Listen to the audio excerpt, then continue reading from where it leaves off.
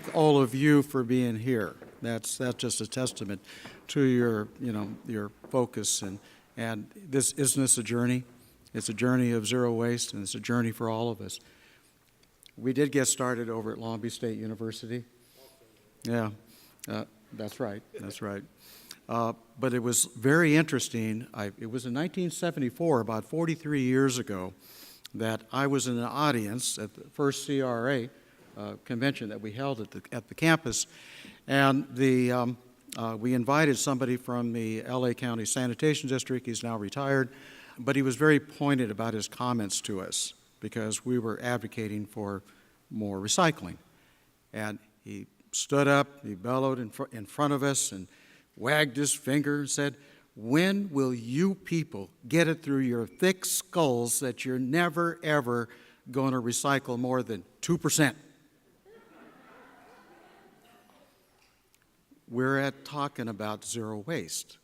We're doing zero waste. But that's the premise of my little presentation today, is that it's not enough. We have to do more, and it's imperative. That's why I call this Re-industrializing America through Zero Waste, that it's a American imperative. And why American? Well, I hope you'll see through this presentation why that is the case. We are on the verge of a post-industrial America. This post-industrial America represents that the United States is rapidly becoming the first post-industrial nation on the globe.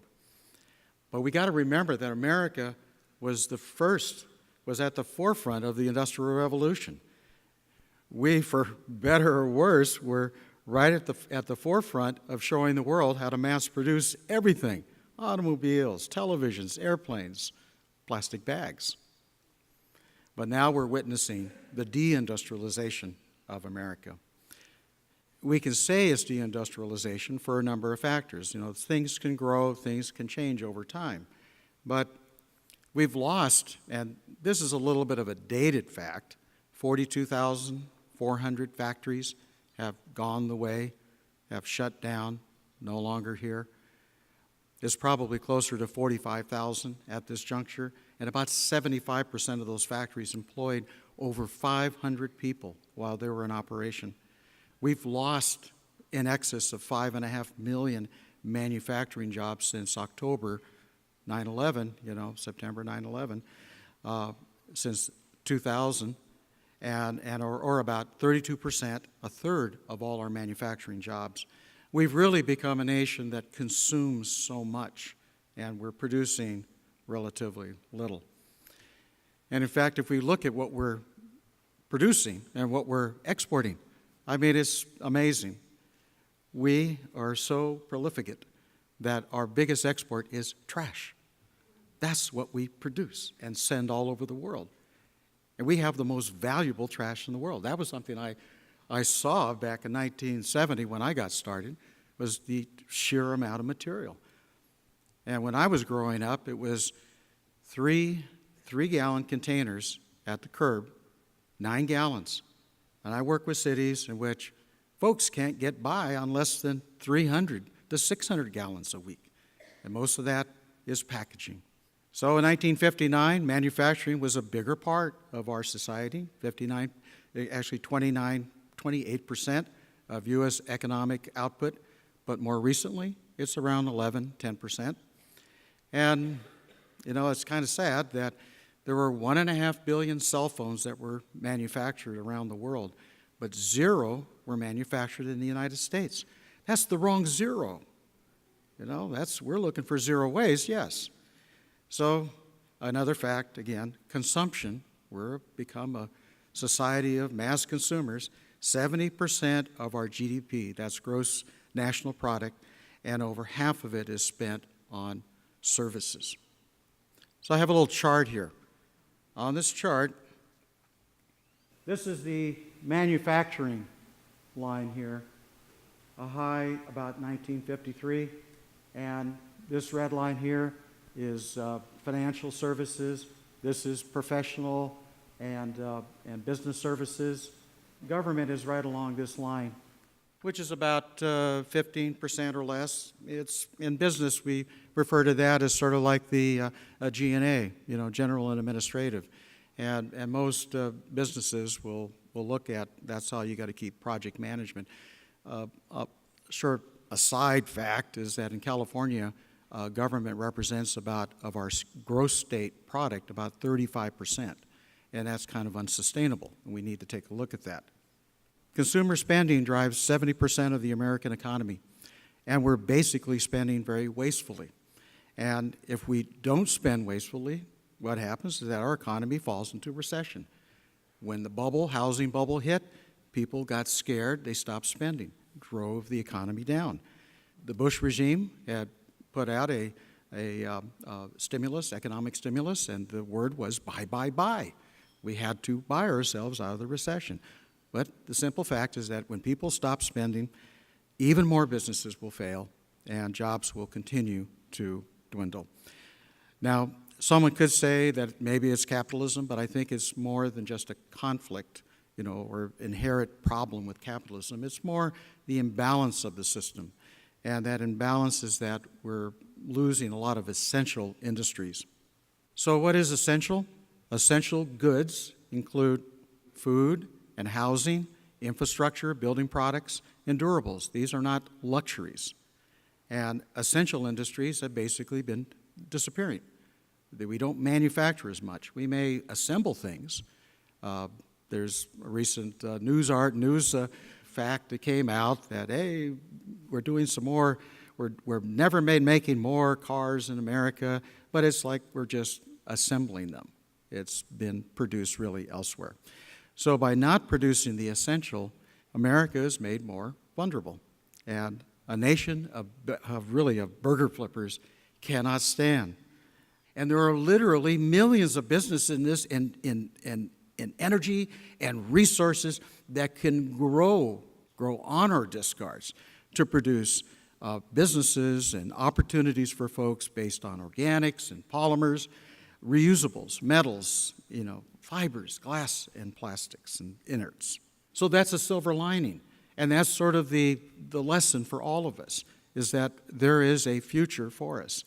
We need to take advantage of these abundant natural resources.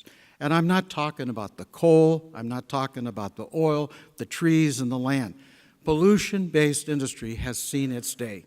Rather, we have to focus on the resources that we discard. It's time to start urban mining, resource recovery, harvest the 36 jobs per every 10,000 tons instead of only 6 jobs for that 10,000 tons by throwing it into a landfill or burning and destroying it. Zero waste is our new resource base. It's not just a nice thing to do. It's the basis for millions of people who are going to be gainfully employed. There are major people in our economy. Elon Musk is worried about what's going to happen with the many people who are not going to be part of the right side of the digital divide. Bill Gates is talking about, what about the 15-20% of people that are not going to be gainfully employed? Are we going to have to give them money to be good consumers? No, I think we have a lot more that is present with us that we can take advantage of. At a 70-to-1 ratio, okay, that's total amount of materials consumed for the municipal waste. And municipal waste is sort of the tip of the iceberg, 290 million tons a year.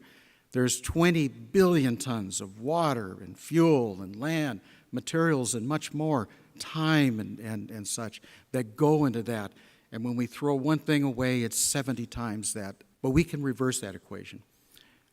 We can take advantage of the refined materials, that valuable stuff that we're shipping around the world.